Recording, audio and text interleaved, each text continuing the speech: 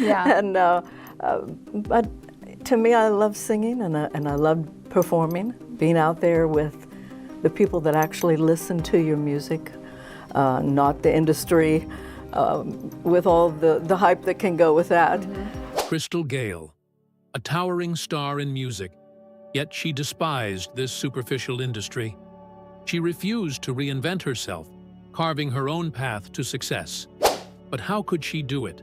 Bearing a profound childhood wound, a private tragedy known to no one. The answer wasn't in glamorous tactics, but hidden within the secret pages of her diary, where she poured out her soul. It was there that pain forged her into a resilient spirit, transforming tragedy into her weapon, conquering the industry on her own unprecedented terms. So, what secret did those private writings hold that allowed a deeply wounded soul to stand firm, forge its own destiny, and reach the pinnacle without sacrificing its true self? To understand her, we have to begin where she grew up, a place marked by hardship. The roots of a lifelong sorrow. Brenda Gayle Webb was born on January 9, 1951, in Paintsville, Kentucky. The youngest of 8 children, she grew up in a poor family intertwined with coal mining. Her father, Melvin Ted Webb, was a coal miner. Her mother, Clara Marie Ramey, managed their small wooden cabin in the Appalachian region. Their lives were a constant battle against poverty, heavy as the coal dust that clung to everything. In 1955, when Brenda was 4, the Webb family left Kentucky for Wabash, Indiana, seeking a better life. On their departure day, Brenda held her father's hand on the porch. A cold Appalachian wind swept through their clasped fingers, carrying with it a feeling like a prophecy. A cold, empty space would follow her throughout her life. The memory of that last handhold on their native soil deeply ingrained itself in her young mind. Life in Indiana proved no easier. Her father continued to work in the mines, his health slowly deteriorating from black lung disease. In 1959, tragedy struck. Ted Webb passed away, leaving Brenda fatherless at age 8. This was more than just a loss. It was the deepest crack in her young soul. Brenda's world of safety shattered completely. From that day on, Brenda became a quiet, reserved child, her youth stolen by grief. She found solace in music, a family tradition. Her only sanctuary was the local church, where every Sunday she sang hymns. Her clear voice would soar, and on the coldest winter days, she'd close her eyes, imagining it rising past the gray clouds to where her father now resided. Music was no longer just entertainment. It became a desperate conversation, an attempt to call her beloved father back from beyond. Every note carried unspoken sadness, a profound and unending longing. In their small Wabash home, an old radio was their only link to the outside world. One evening, a familiar voice crackled from the speaker. It was her older sister, Loretta Lynn, who had left home years earlier and was now a rising country music star. Loretta's voice, telling tales of a coal miner's wife, became a beacon of hope for Brenda, a sign that a Webb girl could escape poverty and reach for the stars. Yet, that powerful voice was also an invisible burden. Loretta's talent, distinct personality, and immense success were overwhelming. In that moment, 8-year-old Brenda grasped a bitter truth. She wasn't just Brenda. She was Loretta Lynn's little sister. She was destined to live in her sister's shadow. That voice from the radio was both a guiding light to a possible future and a haunting specter that would define her life before it had truly begun. The battle for an identity. As the years passed, Brenda grew up immersed in music, always conscious of the towering shadow cast by her famous sister. She began touring with her brothers as a teenager, singing in small clubs and at local fairs, learning to perform for an audience while her own identity remained secondary to her family connection. She was always introduced as Loretta Lynn's sister. Her first major breakthrough occurred in 1967, when she was only 16 years old. Loretta Lynn was scheduled for a major performance at the Grand Ole Opry in Nashville, the most sacred venue in country music. But on the day of the show, Loretta fell seriously ill. Unwilling to cancel, she made a bold decision and called her youngest sister, asking Brenda to take her place. Brenda was terrified because while performing at the Opry was the dream of every country artist, for a 16-year-old girl, the pressure was almost unbearable. That night, Brenda walked onto the stage, blinded by the spotlights, and looked out at the thousands of silent, expectant faces. She took a deep breath and began to sing "Ribbon of Darkness," a song by Marty Robbins. From the very first note, a hush fell over the entire auditorium as the audience realized her voice was nothing like Loretta's. It did not have the gritty, tough edge of a coal miner's wife. Instead, it was soft, clear, and as smooth as silk, carrying a pure and gentle sadness. When the song ended, there was a moment of stunned silence before the hall erupted in thunderous applause. On that night, Brenda proved she was more than just a substitute. She was a genuine talent in her own right. This impressive performance led to her first recording contract with Decca Records, the same label as Loretta. This made the issue of her identity even more pressing, as the label did not want two artists who sounded alike. Loretta understood this better than anyone. One day, while driving with her sister, Loretta saw a sign for a restaurant called Crystal. She turned to Brenda and said, "Brenda is too common a name. From now on, you'll be Crystal. Bright like a crystal. You'll be your own light." Loretta later added the surname Gayle for its airy, ethereal quality, and the name Crystal Gayle was born. However, a new name could not erase her past. Even with her own stage name, Crystal felt like she was just another version of her sister, a pale imitation. Decca Records pushed her to follow in Loretta's musical footsteps, giving her songs with a similar style and asking her to sing with a tougher, more powerful delivery. This strategy led to a series of unsuccessful singles and harsh criticism from reviewers, who called her a bland copycat with no unique identity. The public was largely indifferent, feeling they already had one Loretta Lynn and didn't need another. This period was one of the most painful in Crystal's career, as she was trapped in an internal struggle with no clear way out. She was torn between two conflicting desires: the need to sing like her sister to gain acceptance and please the record label, and the deep, yearning desire to be herself and sing with the voice that was naturally hers. It was the classic tragedy of the younger sibling in a legendary artistic family, constantly fighting to escape a shadow they both loved and were suffocated by. Every time she stepped into the recording studio, she was plagued by the question, "Who do I have to be today?" Her liberation finally came in 1974 when her contract with Decca ended. She signed with United Artists Records and began working with a new producer, Alan Reynolds, who had a completely different vision for her. He did not see a second-rate Loretta Lynn. He saw Crystal Gayle. During their first recording session, Crystal, out of habit, began to sing with a forced, powerful voice. Alan Reynolds stopped the music, walked out of the control room, and stood directly in front of her. He looked her straight in the eye and said the words that would change her life forever. "Don't sing like Loretta. Sing like Crystal." It was a simple sentence, but for Crystal, it felt like a bolt of lightning.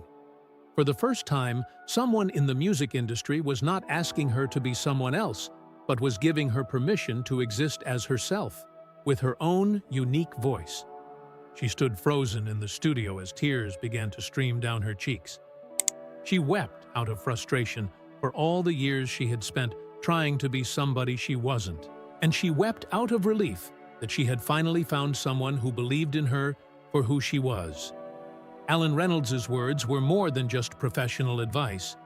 They were an absolution. For the first time in her life, Brenda Gayle Webb was allowed to become Crystal Gayle. The rise to the top. Guided by Alan Reynolds, Crystal Gayle began to rediscover her true artistic self, allowing her voice to flow naturally with its inherent softness, subtlety, and emotion. In 1975, she achieved her first top 10 hit with Wrong Road Again, which was followed in 1976 by I'll Get Over You. her first #1 single on the Billboard country chart. The light of her own stardom was beginning to shine brightly. The definitive moment of her career, however, arrived in 1977 when Alan Reynolds presented her with a song written by Richard Lee. The song had a gentle jazz-pop melody that was completely different from the traditional country sound dominating Nashville at the time.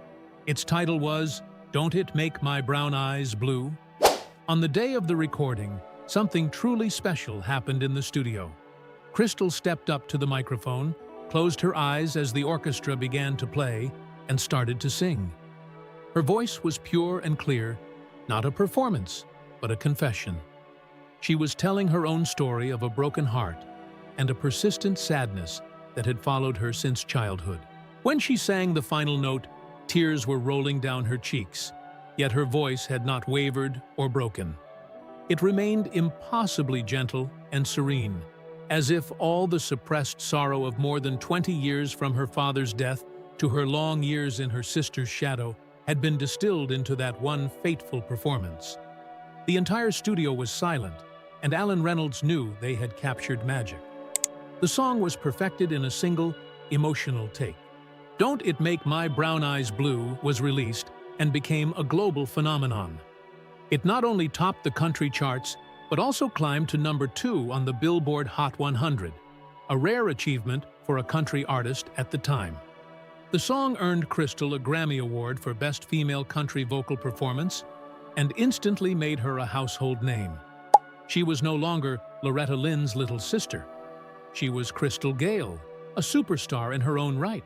From 1977 through the mid-1980s, Crystal Gayle reigned as one of America's most successful female artists, dominating the country pop genre with a series of major hits like "Talking in Your Sleep," "Half the Way," and her duet with Eddie Rabbitt, "You and I."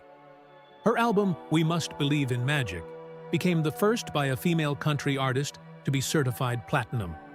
Her floor-length hair became an unmistakable trademark, a visual as iconic as her sound. But Crystal's legacy extended far beyond sales and awards. She quietly redefined the concept of strength in an industry that often equated it with loudness and drama. While Loretta was a warrior, Tammy Wynette was a survivor, and Dolly Parton was a powerhouse of wit.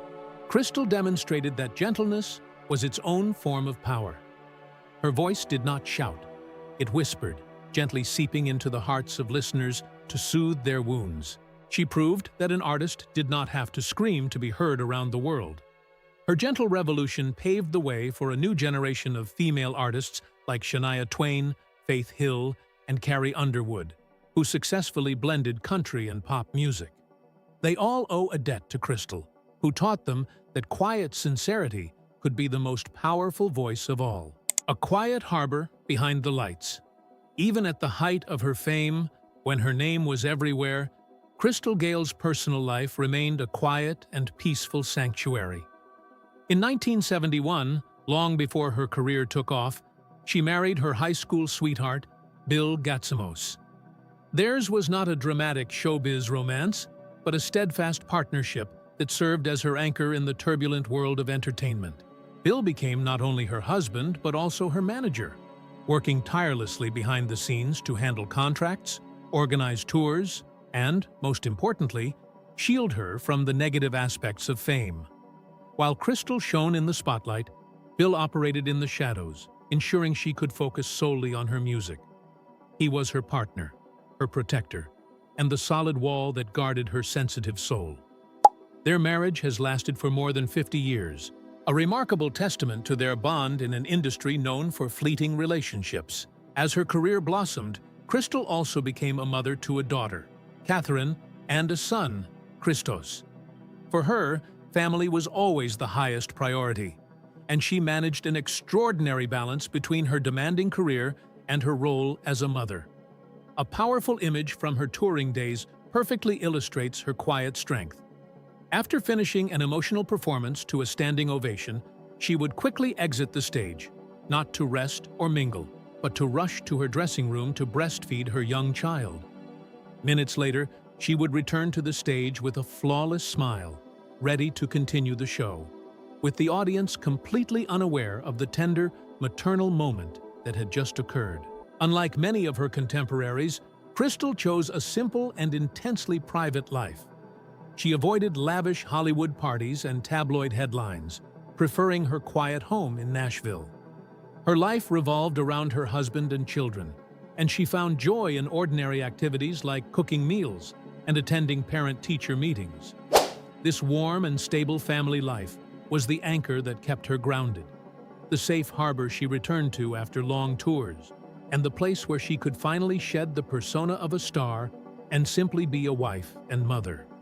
Yet, even within this peaceful sanctuary, the cold winds of her past continued to find their way in, and old wounds never fully healed. The unspoken wounds.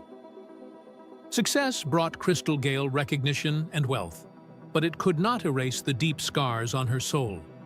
Over the decades, silent wounds had accumulated like sediment at the bottom of a calm river. The first and deepest was the loss of her father, a grief that never fully subsided. In every sad love song she sang, there was an echo of that 8-year-old girl still longing for her father's embrace. The second wound was the shadow of Loretta Lynn. Even after building her own monumental career, the complex relationship with her legendary sister remained a defining aspect of her life. She loved and admired Loretta deeply, but the constant comparisons never ceased. To a world that always saw her in relation to her sister, she carried an invisible weight. Finally, there was the loneliness of being an introverted artist. Crystal was not a natural-born performer. She was a quiet, shy person who cherished privacy. Standing under the scrutiny of millions of eyes was a constant effort. After the lights went down and the crowds went home, she would return to a silence that sometimes felt vast and empty. Music was her emotional outlet, but it was also the engine that drove her into a world of fame, where she never truly felt she belonged. These wounds remained unspoken, hidden behind her long hair and gentle smile. Then, an event occurred that shook the foundations of her world. On October 4th, 2022, Loretta Lynn passed away at the age of 90. For the world, a legend was lost. For Crystal, an entire universe collapsed. Her sister, her idol, her rival, her anchor, and her shadow was gone. At the funeral, Crystal stood in quiet grief. One can imagine a later private moment at her sister's grave, with the wind blowing through the family property in Hurricane Mills, Tennessee. In that quiet space, she may have whispered words meant only for her sister and her own soul. "Sister, I'm not a shadow anymore, but I'm not me anymore either." That sentiment captured the tragic paradox of her life. She had spent decades fighting to step out of Loretta's shadow, only to realize, once it was gone, that the shadow itself had been a fundamental part of her own identity. After Loretta's death, Crystal retreated even further from public life, performing less and choosing the quiet comfort of her family. The silence she had once sought now felt different. It was no longer just peaceful, but sometimes frighteningly empty. The music that had once saved her from the pain of losing her father now seemed powerless against this new, profound void. A legacy that never fades. As the final spotlights dim and the touring days become memories, the legacy of Crystal Gayle remains, luminous and enduring. Her impact is woven into the very fabric of American music and culture. Musically, she was a quiet revolutionary who built a bridge between traditional country and mainstream pop, introducing the Nashville sound to a global audience. She proved that country music could be sophisticated, elegant, and universally appealing, opening a path for countless artists who followed. Culturally, her floor-length brown hair became one of the most iconic images of the 20th century, a symbol of timeless femininity and grace in a fast-paced world. But perhaps her most significant legacy is the message embedded in her life and career. In an era that rewards shouting for attention, Crystal Gayle chose a different path. She proved that gentleness is not weakness, that a voice doesn't have to be loud to move millions, and that quiet dignity can be the most powerful form of strength. Today, in the stillness of her home, she may listen to those old melodies, not just as recordings, but as testaments to a life of quiet resilience. The voice of the young Crystal Gayle still sings of a fatherless girl who used music to connect with a lost parent, of a younger sister who stepped out of a colossal shadow to find her own light, and of a woman who conquered the world with the gentle power of her soul. That voice will never truly be silenced. It will live on, a testament to the idea that sometimes a whisper can resonate more profoundly than a scream. If this story of quiet strength has touched your heart, please like and subscribe for more emotional journeys. Most importantly, leave a heart in the comments below. A small tribute to a legendary soul who spent a lifetime proving that the softest voices often carry the most powerful truths.